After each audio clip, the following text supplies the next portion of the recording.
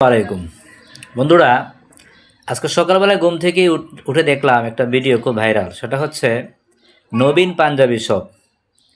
এই নবীন পাঞ্জাবি শপে লোকেরা অল্প দামে পাঞ্জাবি বিক্রি করত, যার কারণে পাঞ্জাবি বাজারে যে সিন্ডিকেট আছে তারা ওই পাঞ্জাবি ব্যবসায়ী দোকানটাকে বন্ধ করে দিল।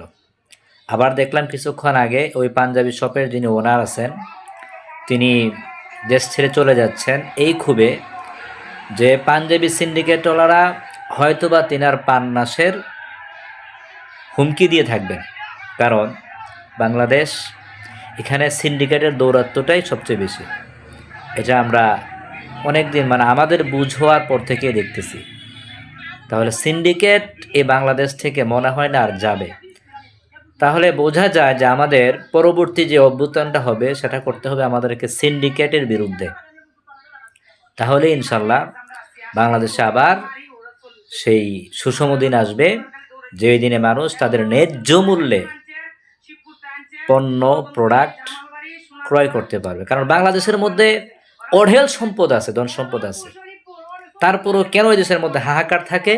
কারণ হচ্ছে সিন্ডিকেটরা এমনও কাজ করে, লক্ষ লক্ষ কোটি কোটি টাকার মাল তারা নষ্ট করে নদীতে ফেলে দেয়, তারপরেও তারা মানুষের কাছে ন্যায্য মূল্যে পণ্য দিতেছে না। তারা 1 লক্ষ টাকার মাল তারা 10 লক্ষ টাকা সেল করবে। তাদের স্টকে যদি 3 লক্ষ টাকার মাল থাকে, তারা 1 লক্ষ টাকার মাল বাজারে মার্কেটে ছাড়বে। এই 1 লক্ষ টাকার মালকে তারা 10 লক্ষ টাকা সেল করবে, বাকি যে 2 লক্ষ টাকা থাকবে এটা নষ্ট করে নদীতে ফেলে দিবে। তারপরেও সাধারণ পাবলিককে তারা অল্প দামে কোনো পণ্য দিতে চাইবে না। এটাই বাংলাদেশ, এটাই সোনার বাংলাদেশ।